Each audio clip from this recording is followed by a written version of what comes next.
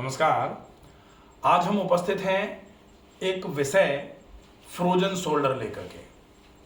क्या आपका कंधा पहले की तरह फ्री आप महसूस नहीं कर रहे हैं? आपको लगता है कि हाथ को उठाने में आपको सीने से जोर लगा करके हाथ को उठाना पड़ रहा है, या फिर कभी कभी आपको ऐसा लगता है कि आप अपनी पीठ तक हाथ को नहीं पहुंचा पा रहे हैं, या फिर आप कंघा बालों में अच्छे तरीके से नहीं चला पा रहे हैं, या फिर अगर आपको कभी ऐसा करना हो कि जिन महिलाओं को क्लिप लगानी होती है पीछे बालों में, वो क्लचर क्लिप नहीं लगा पा रही हैं क्योंकि हाथ पीछे की तरफ जाना ही बंद हो जा रहा है। ये फ्रोजन शोल्डर क्या होता है और क्यों हो जाता है ये, और इसके होने के बाद अगर आप इससे ज़्यादा समस्या में आते हैं तो क्या करके आप इन समस्याओं से बच सकते हैं, आज हम जानेंगे पूरे वीडियो में वो विशेष व्यायाम जिनको करने से आप फ्रोजन शोल्डर की समस्या से परमानेंटली निजात पा सकते हैं। इसके अलावा आपको कुछ ऐसे व्यायाम जो फ्रोजन शोल्डर के केस में घर पर रहते हुए ही आप करेंगे, वो वीडियो के अंत में बताए जाएंगे, तो वीडियो को अंत तक जरूर देखें। मैं डॉक्टर रमाकांत शर्मा, आज हम डॉक्टर मंजीत जी के साथ जो कंधे के जाम होने की समस्या है, जिसको फ्रोजन शोल्डर बोला जाता है, उसके निदान को बताने के लिए उपस्थित हैं। सबसे पहले हम एक बहुत साधारण सा व्यायाम होता है, उस व्यायाम का नाम है circumduction off shoulder. Circumduction off shoulder क्योंकि कंधे के आसपास की जो मांसपेशियां हैं जब वो जकड़ जाती हैं तो ग्रेविटी के अगेंस्ट कंधा उठना तो बंद हो ही जाता है। अब लोग कहते हैं कि ऐसे करके धीरे धीरे करके कंधे को उठाओ, तो ग्रेविटी के अगेंस्ट में जब कंधे को उठाया जाता है तो मांसपेशियों पर और इरिटेटिव इफेक्ट आता है जो आपके लिए उचित नहीं है। आप कौन से एक्सरसाइज कर सकते हैं जिसमें ग्रेविटेशनल असिस्टेंस रहे या ग्रेविटी के अगेंस्ट आपको कोई मूवमेंट ना करना हो? तो इसके लिए आप जो सर्कमडक्शन ऑफ शोल्डर है वो कैसे करेंगे, आप अपना कोई भी चेयर का यूज कर लीजिए। जैसे मान लेते हैं दाहिने कंधे में फ्रीजिंग हुई है आपके, तो आप अपना बायां हाथ किसी भी ऊंचाई वाली जगह पर, जैसे ये चेयर है, इस चेयर पर आप अपना बायां वाला हाथ रख लीजिए। बायां वाला हाथ आपने चेयर पर इस तरीके से रख लिया। अब आप कमर से आगे की तरफ झुक जाइए, कमर से आगे की तरफ झुक गए। अब आपने अपने इस वाले हाथ को, जो आपके जिस हाथ में आपके फ्रोजन शोल्डर हुआ है, जिस शोल्डर में फ्रीजिंग का इफेक्ट आया है, उस हाथ को आपने पेंडुलम बना दिया, बिल्कुल ढीला छोड़ दिया, बिल्कुल ढीला छोड़ा हुआ है। अब आप अपने इस हाथ को कंधे से इस तरीके से घुमाएं जैसे एक वायर को आप ऊपर पकड़ के वायर से आप एक बॉल बना करके जैसे घुमाते हैं, तो वायर बिल्कुल सेंटर में था, बॉल नीचे लटका हुआ था। जब आप ऐसे करके गोलाई में उसको घुमा देते हैं तो जिस तरीके से वो बॉल घूम रही है वायर से लटक करके फलक्रम के चारों तरफ, ठीक वैसे ही आपको अपने हाथ को कंधे से घुमाना है।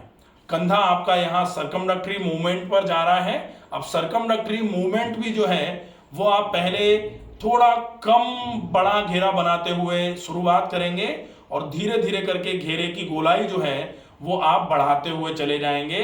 आप पहले इस एक्सरसाइज को क्लॉकवाइज कम से कम 20 बार से शुरू करिए और धीरे धीरे करके 5 काउंट आप रोज बढ़ाते जाइए। पहले 20 बार आपने क्लॉकवाइज रोटेशन किया, फिर आप 25 बार कर लीजिए, फिर आप 30 बार कर लीजिए। जैसे ही आप 30 बार पर पहुंचेंगे, 30 बार क्लॉकवाइज, उसके बाद धीरे धीरे करके 30 बार एंटी क्लॉकवाइज, 30 बार क्लॉकवाइज, 30 बार एंटी क्लॉकवाइज इनटू 3 रिपीटेशंस। आप at one time 2 to 3 times in a day अगर आप सिर्फ इस एक्सरसाइज का अभ्यास भी करते हैं तो निश्चित ही आपके घुटने, जो आपके कंधे की फ्रीजिंग है, वो धीरे धीरे करके कम होना चालू हो जाती है। कंधा जो एकदम से जाम हो रहा था वो धीरे धीरे करके खुलना चालू हो जाता है। पहली एक्सरसाइज बहुत अच्छी एक्सरसाइज है, बहुत इफेक्टिव है। आप इस एक्सरसाइज का अभ्यास नियमित रूप से करिए तो ये अकेली एक्सरसाइज आपको बहुत अच्छा लाभ दिलाने में सक्षम है। अब हम धीरे से श्वास को भरते हुए सीधे खड़े हो जाते हैं, सीधे खड़े हो जाते हैं, सीधे खड़े हो गए। अब हम जब सीधे खड़े हैं, अब हम करेंगे दूसरी वाली एक्सरसाइज जिसको पेक्टोरलिस मेजर मसल का स्ट्रेचिंग बोला जाता है। दोनों हाथों को कंधे के बराबर ऊंचाई पर उठाया, हथेलियां आसमान की तरफ कर दी, धीरे से श्वास को छोड़ते हुए हथेलियों को आपने कोहनियों से हाथों को मोड़ दिया। अब आपने श्वास को भरा और श्वास को छोड़ते हुए आप दोनों कोहनियों को, कलाइयों को सामने की तरफ इस तरीके से आपने मिलाया और अब श्वास को भरते हुए आप अपनी कोहनियों से लेकर के कंधे तक का हिस्सा जो है उसको पैरेलल टू द ग्राउंड आप पीछे की तरफ ले जा रहे हैं। आप अपने कंधे से पीछे की तरफ ले जा रहे हैं, कंधे से मैक्सिमम जितना पीछे जा सकता है गया। अब आप यहां पर होल्ड कर दीजिए। अब आप यहां पर होल्ड करके 10 तक गिनती गिनिए। जब 10 पूरा हो जाए तो धीरे से आप फिर से आगे ले आएंगे। इसको आगे लाने के बाद आप जोर लगा करके रोकिए और फिर से 10 तक गिनती गिनिए आगे की तरफ। फिर जब 10 पूरा हो जाए तो फिर से श्वास भरते हुए पीछे की तरफ जाएंगे, पीछे की तरफ जा करके मैक्सिमम पीछे जा करके रोकेंगे, 10 तक गिनती गिनेंगे। जब 10 पूरा हो जाए तो फिर से आप धीरे से श्वास को छोड़ते हुए आगे की तरफ आएंगे। इस एक्सरसाइज को आप 10 बार रिपीट करेंगे एट वन टाइम। आप इसको 3 बार रिपीट कर सकते हैं। तो ये एक बार में 10 बार आपने कर ली, फिर हाथ नीचे ले आए, फिर 10 बार कर ली, फिर हाथ नीचे ले आए, फिर आपने 10 बार कर ली। तो 3 बार एक बार में ही रिपीटेशन आपको कर लेना है। तो ये दूसरी एक्सरसाइज हो गई जो आप फ्रोजन शोल्डर के केस में बहुत आसानी से घर पर रहते हुए कर सकते हैं।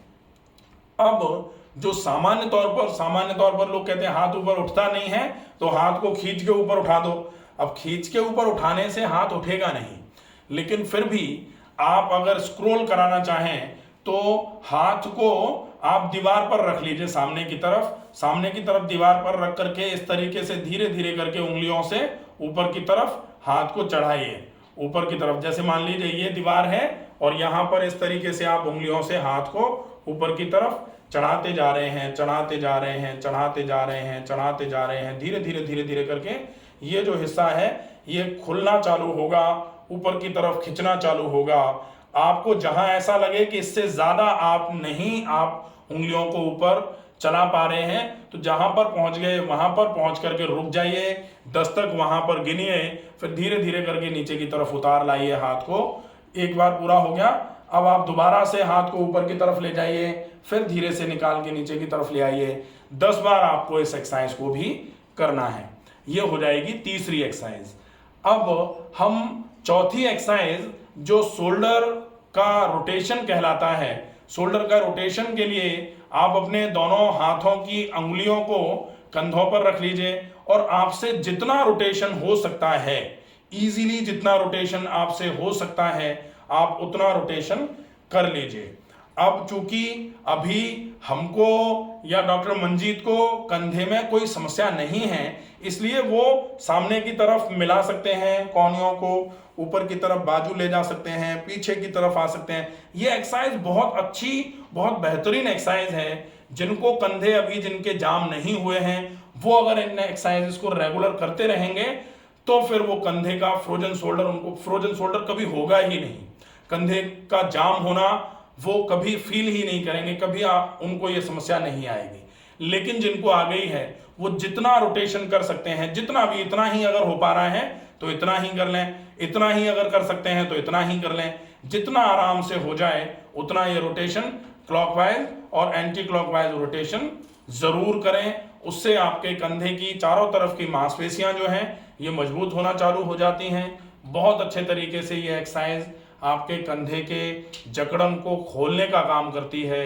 जितनी जकड़न कम होगी उतना आपका कंधा जो बिल्कुल फ्रीज जैसा हो रहा था, जकड़ के आपके मूवमेंट को हैम्पर करा रहा था, वो धीरे धीरे करके रिलीज होना चालू हो जाएगा। आपको बहुत अच्छा फायदा होना चालू हो जाएगा। तो ये कुछ एक्सरसाइजेज हैं जिनका अभ्यास आप नियमित रूप से रेगुलर कर सकते हैं।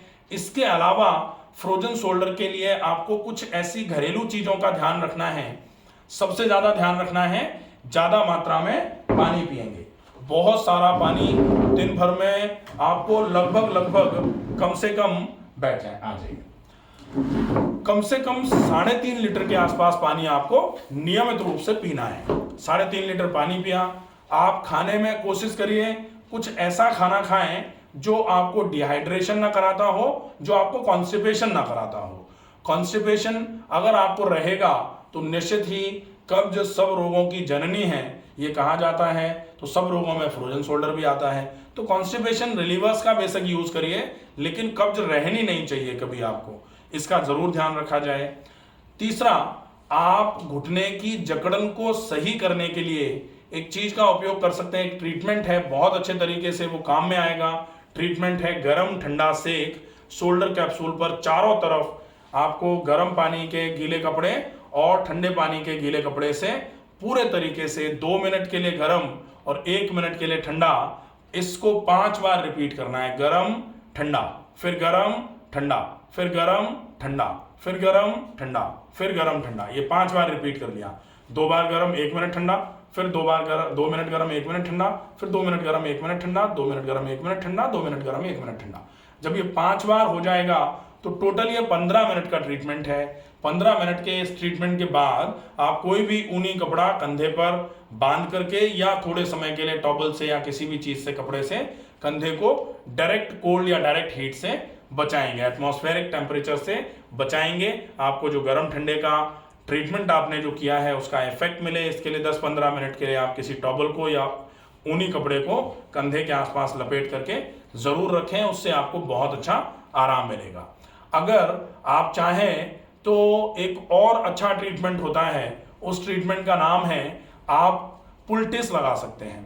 पुलटिस का मतलब होता है, जैसे आप अगर चाहें तो हल्दी, गुड़ और मेथी तीनों चीज़ों को पाउडर फॉर्म में 2-2 चम्मच आपने मिलाया, 2 चम्मच हल्दी, 2 चम्मच मेथी और थोड़ा सा गुड़ 1 से 1.5-2 चम्मच के आसपास मिला करके थोड़ा तेल डाल करके उसको अच्छे तरीके से पकाया कढ़ाई में, और जब वो पक करके अच्छे तरीके से लुगदी जैसा हो जाए तो फिर आप उसको या तो कॉटन पर या फिर अगर चाहें तो किसी कपड़े पर उसको फैला करके ऐसे, और फिर आप पहले कंधे पर सेक करिए। जब कंधे पर सेक हो जाए और आपको लगे कि आप इसको लगा करके आप ऊपर से कपड़ा बांध सकते हो, आपकी ये मेथी, हल्दी और जो गुड़ था ये चिपक करके फफोला नहीं करेगा, सिकाई कम गुनगुना सा जब वो रह जाए तब आप उसको लगा करके ऊपर से लपेट, पहले सूती कपड़े का, ऊपर से ऊनी कपड़े का लपेट बांध करके छोड़ दीजिए। ये चारों तरफ कंधे के होगा इलाज। इस इलाज से आपके फ्रोजन शोल्डर में बहुत अच्छे तरीके से आराम मिलेगा। तो आशा है ये बताई गई चीजें आपको अच्छे तरीके से समझ में आई होंगी। फ्रोजन शोल्डर की समस्या आजकल दिन दूनी रात चौगुनी बढ़ रही है। फ्रोजन शोल्डर के होने का जो कारण है, निश्चित ही जो शोल्डर मूवमेंट्स हैं उनकी कमी शोल्डर के आसपास की मांसपेशियों को फ्रीज कराने का काम कर रही है। डिहाइड्रेशन भी एक बहुत बड़ा कारण है। इसके अलावा पहले कभी कोई चोट लगी और उस चोट के लगने के बाद हमने प्रॉपरली फिजियोथेरेपी करके रेंज ऑफ मूवमेंट जो है कंधे का उसको दोबारा रिवाइव नहीं किया, उसकी वजह से भी फ्रोजन शोल्डर हो जाता है। डायबिटिक्स को इस समस्या के होने का खतरा थोड़ा ज्यादा रहता है। तो ये कारण है। निवारण के लिए आपको व्यायाम, ट्रीटमेंट, खाना और पानी, ये सारा बताया, ये आप अच्छे तरीके से फॉलो करें। अगर आप अच्छे तरीके से सारी बताई गई चीज़ों का फॉलोअप करते हैं तो आपके कंधे की समस्या जड़ से खत्म हो जाएगी। स्वस्थ रहिए, सुरक्षित रहिए। धन्यवाद।